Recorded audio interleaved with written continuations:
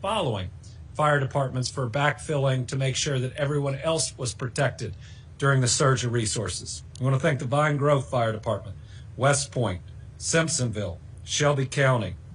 I want to thank other first responders that include the Kentucky National Guard, Kentucky Office of Homeland Security, Louisville EMA, the Airport Police Department, Louisville Metro Police Department, Jefferson County Sheriff's Office, St. Matthews Police Department, Shively Police Department, Kentucky State Police, Louisville Metro EMS, the Metro Sewer District, Louisville Gas and Electric, Kentucky Emergency Management, Kentucky Emergency Management Urban Search and Rescue Task Force 1, Kentucky ERC-ERT, the Jefferson County Emergency Management, the Jefferson County Coroner, the National Weather Service, the FBI, and there are more.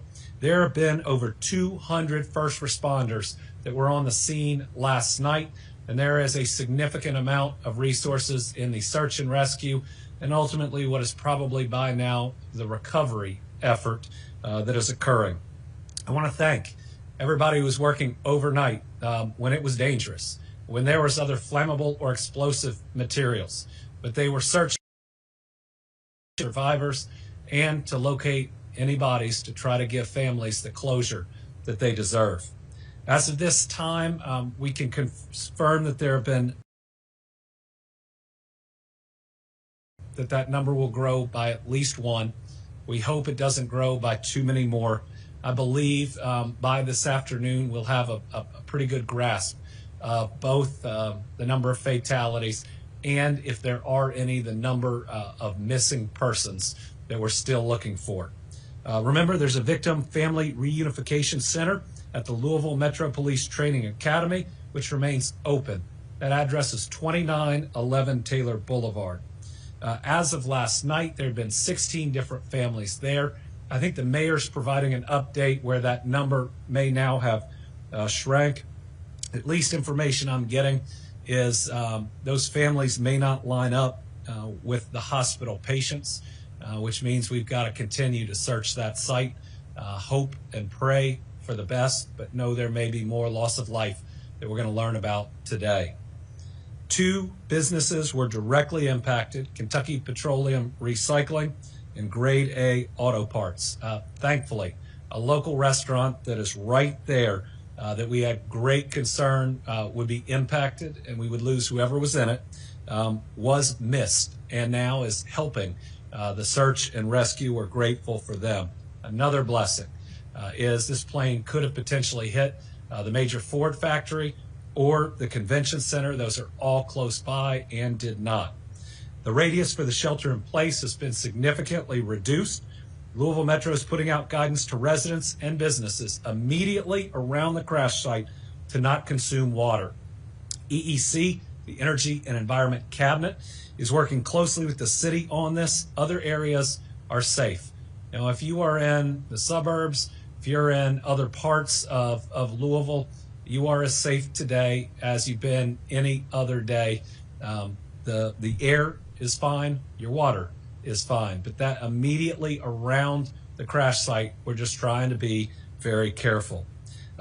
In new news today, following yesterday's events, I'm declaring a state of emergency to help us deal with this plane crash. It allows us to move resources more quickly through emergency management and the Kentucky National Guard. It allows state resources to be used also through our agencies to be readily available, including disaster resource management, expenses related to response, and more, as well as reimbursement. It's going to help to make sure that groups that are already limited in terms of their funding can get some immediate or short-term help as they wait for reimbursement for the costs that they've expended. Additionally, I've taken action to establish the Team Kentucky Emergency Relief Fund to help those affected by this terrible event. The URL for this site is going to be on the screen. Similar to previous storm disaster funds, every dollar donated will go directly to those affected. In fact, what we've done is we've gone and amended the Team Kentucky Storm Relief Fund to now allow families impacted by a disaster like this to also benefit from the generosity of Kentuckians. Remember, the first thing that we pay for out of these funds our funerals, so that in a time of grief, nobody is worried about that. In Kentucky, we grieve together and we support one another. Donations will help pay for funerals and for response, recovery, and rebuilding. All right, while Kentucky is responding to this crisis in Louisville following yesterday's deadly plane crash, we must also remember the challenges that our families are facing due to a lack of SNAP benefits brought on by the Trump administration. This is a program that was under attack early by the president following the big, ugly bill. That's why in June I wrote a letter to Kentucky's congressional delegation urging them to consider the harmful impacts of this legislation and how it would hit our people, because SNAP is crucial for Kentucky. In our Commonwealth, over 600,000 Kentuckians rely on SNAP. That's 1 of 8 of our people, many of which are kids. These families need this support to avoid going hungry. But on October 1st, the federal shutdown began, and this now, today, marks the longest shutdown in the history of our country. From the start of the shutdown, the president made it clear that this program would be at risk. In fact, the Trump administration stopped the federal government from paying out SNAP benefits for November and also stopped states from flowing state funds through SNAP to pay out those benefits. And that's despite the USDA's website saying that he could fund SNAP benefits even in a shutdown. Americans should never be a negotiating tool. And I am committed to taking action to do what we can to stand up for our people. So on October 20th, I announced that while we were exploring options for SNAP, we had 2 updates that would help many who rely on this program. First, after learning our area development districts had exhausted the nearly $10 million in funding for senior meals, I announced that we were able to move $9.1 million to help fund that program. It took a lot of work to find a solution. Thankfully, we did, and the General Assembly leadership agreed to move forward with that plan. That day, I also announced that for November during the shutdown, that we could cover the Temporary Assistance for Needy Families, or TANF program, that the federal government was not going to fund. That was about $12 million that's helping our people, many of which also get SNAP benefits. Following that update on October 24th, we received a letter from the USDA confirming what had already been threatened. The letter said it was suspending all November 2025 benefit payments for SNAP for approximately 42 million Americans that rely on them, and that the suspension would continue until sufficient federal funding was provided. Let me be clear. The president has both the funding and the authority to fund SNAP during a shutdown. In fact, every other president in every other shutdown has done so. People going hungry in this instance is a choice that this president has made. So on October 28th, I joined leaders from 24 other states and the District of Columbia in a lawsuit challenging the Trump administration over what I believed was an unlawful decision to terminate SNAP benefits. And Friday of last week, a federal judge agreed with us. They said the president had to either partially or fully fund SNAP for this month and moving forward as long as funds were available. And separately, in a different lawsuit brought by cities, a court said the president needed to fully fund SNAP benefits. But knowing it would still take time for the benefits to roll in, and knowing what the delays were going to be, and being worried that the president would do what he has announced, only partially fund SNAP. I signed an executive order directing $5 million to Feeding Kentucky food banks. Those dollars are going to be used by Feeding Kentucky. They're going to be distributed through the network of 7 regional food banks that work with all the others. Together, these food banks and their nearly 900 local partner agencies, food pantries, soup kitchens, and community programs serve all 120 counties. Only yesterday did our Cabinet for Health and Family Services receive the guidance from the USDA that partial payments will be made, though that came around the same time President Trump posted on Truth Social saying SNAP benefits wouldn't go out. And that's a nice tamed down summary of that post. But today we've received confirmation from the federal government that they will begin processing payments tomorrow. Kentucky is ready, willing, and able to work around the clock as quickly as possible once funding is received. It's important to remember SNAP benefits are typically staggered through the month, and therefore payments will be too. But I can assure you our teams will be working day and night to make it happen. But knowing the benefits aren't there yet, and recognizing the strain on families and on food banks who are stepping up more than usual, I'm taking another step today. I have authorized the Kentucky National Guard, the best guard in the country, to assist in staffing food banks as needed. What this means is that every dollar we're providing to the food banks can go towards purchasing the food, and that we can provide the extra staffing that's needed as they see a surge of families coming in. It'll help ensure Feeding Kentucky and their partner food banks can focus on distributing meals without the hardship of finding additional staff. As the federal shutdown continues, we're also thinking about all the ways that federal workers face hardships, and we're doing what we can to help. One way we're doing this is by urging insurance providers to continue coverage for federal workers so they don't lose that coverage. More than 23,000 Kentucky families are experiencing a loss of income due to the shutdown, something that is no fault of their own. Remember, many have not been paid since mid-October. It's incredibly unfair for them to fear losing coverage on top of concerns about paying rent or groceries or doctor's appointments.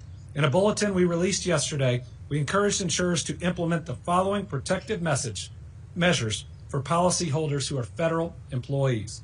Number one, postpone or withdraw termination of coverage notices that have occurred during the shutdown.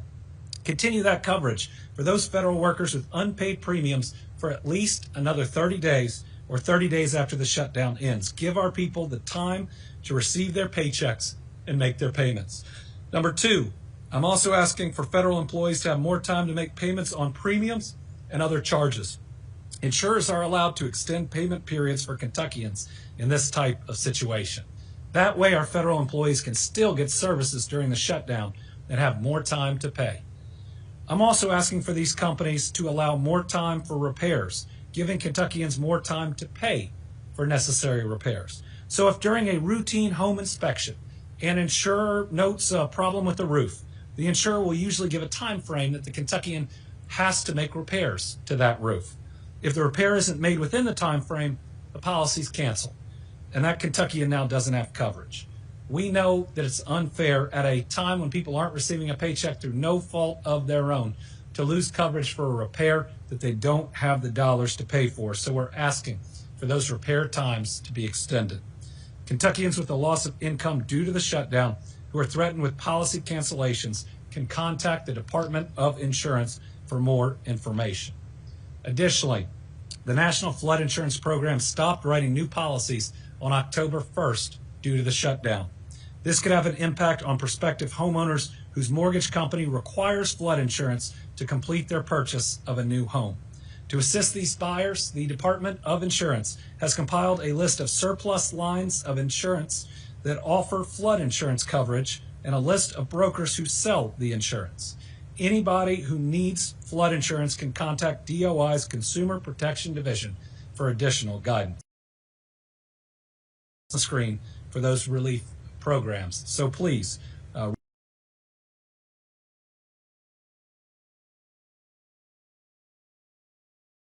thinking about safety. We're taking an additional step today to make Kentuckians safer. We have seen 3 straight years of decreases in drug overdose deaths, thank God. Last year, we saw our overdose deaths drop by 30%. We're going to our people. That's why this week, my administration is taking action to classify a dangerous form of kratom as a Schedule I narcotic. This will make the sale, distribution, and possession of this form of kratom illegal. This is a powerful and addictive drug that has no place in Kentucky. Because of this action, law enforcement and regulatory agencies can get this drug out of communities. Earlier this year, I took the same step with a drug called Designer Xanax. Every step we take to help protect the lives of our people and to continue to make progress in our fight of addiction is worth it. For those struggling with addiction, please remember there's help. Please visit findhelpnowky.org. We care about you. We love you. Help is right there. All right. Also, this last Saturday, we lost one of Kentucky's great leaders, our first and only female governor of Kentucky, a friend of mine, Governor Martha Lane Collins. She was a powerhouse, transforming our Commonwealth through major accomplishments, like bringing Toyota to U.S. site, and still, it's the largest Toyota manufacturing for us to build a strong future on, and her legacy will continue to benefit Kentucky families for generations. She was a proud Kentuckian, and she'll be greatly missed. As a kid, I got to see her in that role and the strength in which she governed. I remember getting the opportunity to go over to the governor's mansion. She had a dog named Jinx, but just a great person who later would provide good advice, a lot of support, and would continue the great foreign direct investment ties she had to benefit. Brittany and I are praying for her husband, Bill, for Steve, her son, the entire family, as we remember this remarkable leader who made honor Governor Collins are still underway, and we think we'll have more information in the next day or so. For now, we know that the former governor will lie in the old state capitol this Sunday, with the public able to pay their respects from noon until 3 p.m. We should have more information soon. Finally, our Team Kentucky Allstars, over the last 5 years, we have been hit by a pandemic, by natural disasters, by mass shootings. We've been hit with a lot. And I think there's a saying that God saves his toughest challenges for his strongest soldiers. And I always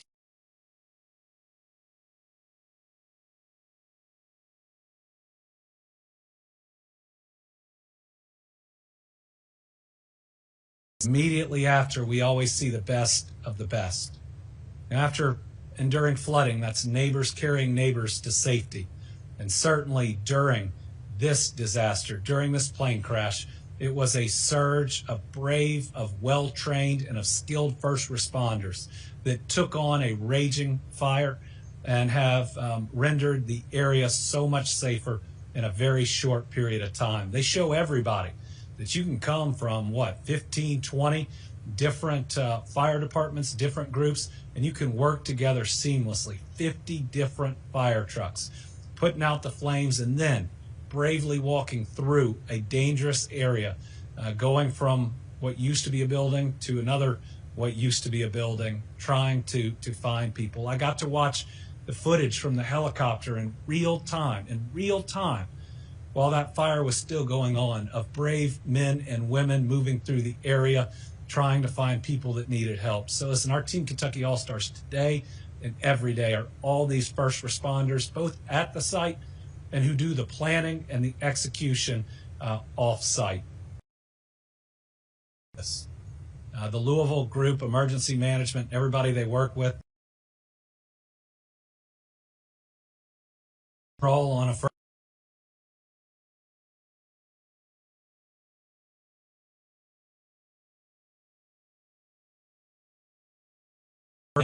But I can tell the people of Kentucky that this group is the very best at what they do, and we are so blessed to have them. So they are today's Team Kentucky All-Stars.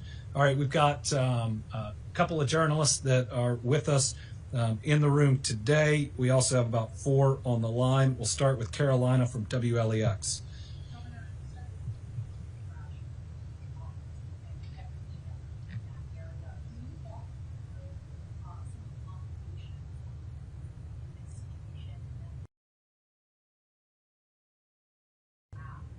Yeah.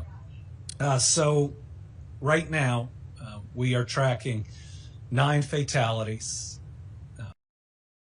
Will grow by at least 1.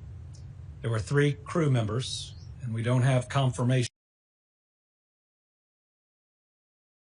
We're very worried about each of those. Individuals, if not 7, outside of the crew that were impacted. when you look at where the plane hit, thankfully it missed that restaurant. And by the way, they've opened up their restrooms in their facility for first responders. Asked about having your facility and everybody inside wiped out.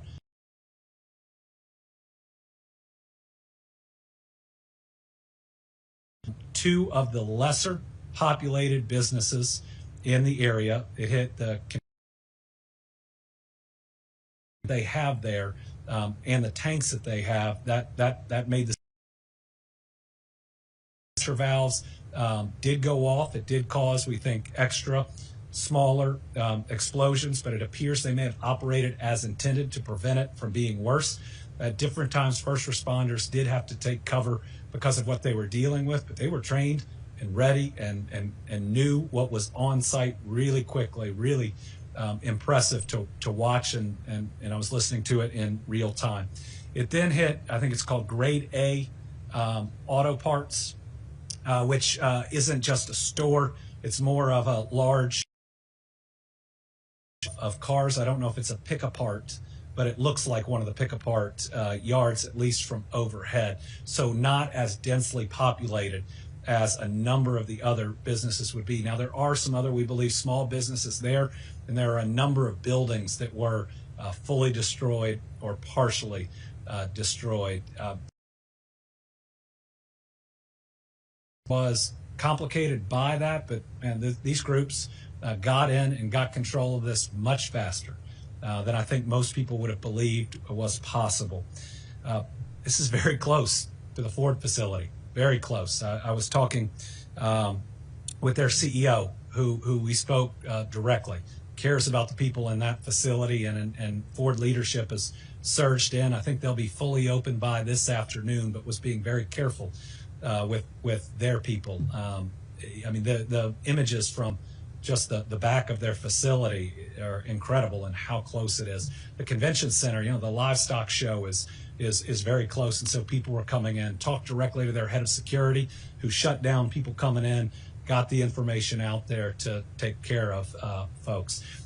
Louisville Emergency Management did a really good job, first with the 5-mile radius, but then very quickly being able to see where the smoke was going, and give a smaller radius for that. And now it's down much tighter. And then we are doing water testing right now in and around the area. And everybody can rest assured that we're going to use all the best science for that and be able to tell them when everything is safe. It's hard to lose 9+ people and consider yourself lucky. And I don't think we're lucky, but it could have been much worse. Do we have Lachlan? Okay, Tom Latek is on the line.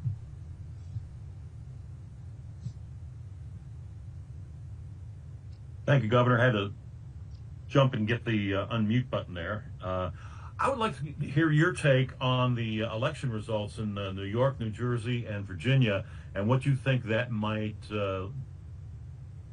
lead the 2026 midterms to.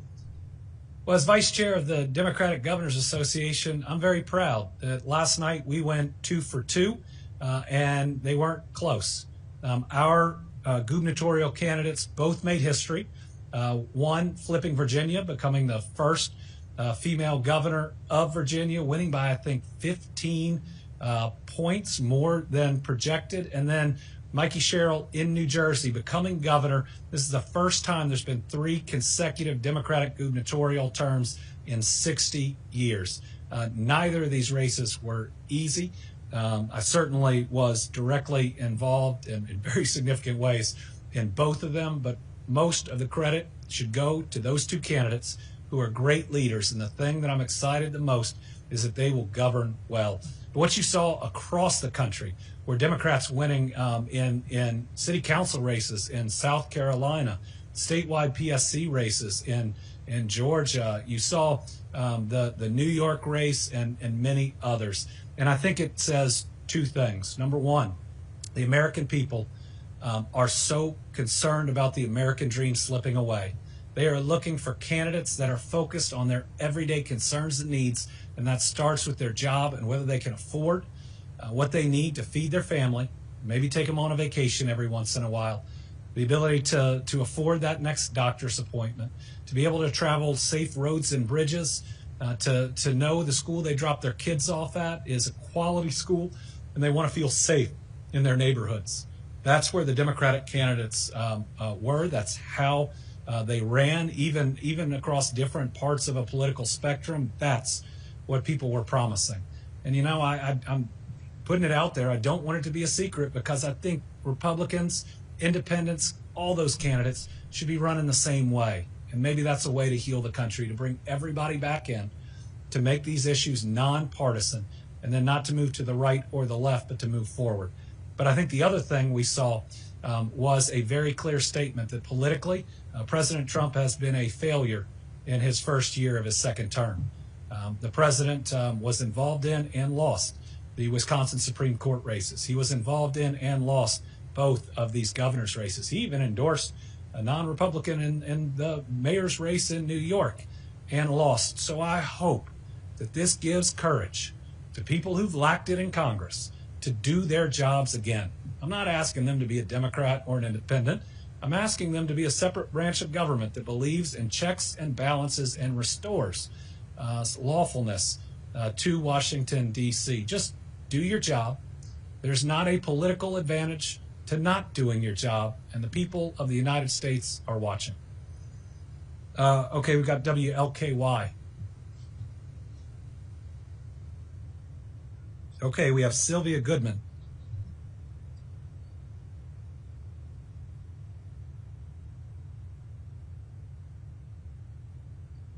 All right, we have Liam from the Kentucky Lantern. Hi, Governor. Can you hear me? I can. Great. I have a little bit of context before I ask my question. There's an advocacy group called the Kentuckians for Energy Democracy that they say that have organized roughly 40 other organizations to sign on to an effort urging you to issue a executive order for a moratorium on stopping utility disconnections during the government shutdown until the next allocation of LIHEAP funding is made available to Kentuckians. The National Energy Assistance Directors Association, which represents state directors of LIHEAP programs, last month called for utilities to suspend shutoffs during the government shutdown. I wanted to ask a little bit of a two-part question. Would you consider such a move? And second, what's your understanding of the status of LIHEAP funds in Kentucky, especially in the context of cuts to the federal LIHEAP office earlier this year? Yeah, let me get you where we are on LIHEAP. I'll certainly consider any information that is sent to me that would help our people during the shutdown. I don't think that I have seen that petition, but if it's reached us, I will make sure that I do. Always willing to consider things that could help the people of Kentucky, especially those that work for our federal government and that aren't receiving a paycheck right now through no fault of their own. Okay.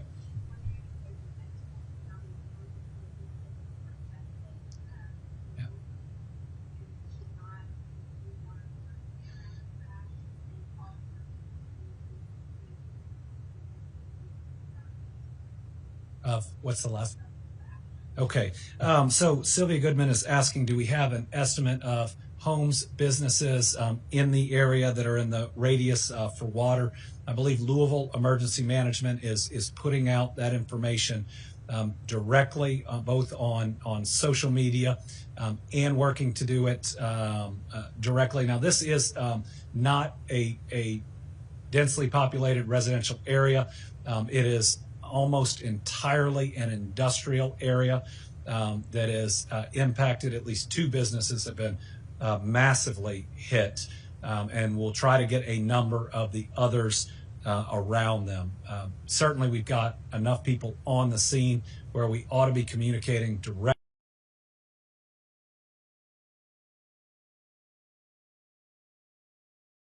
week with our Team Kentucky.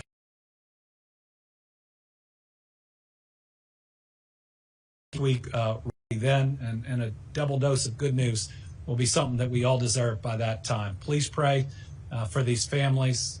We've been hit a lot in the Commonwealth, but we are strong. We are also kind.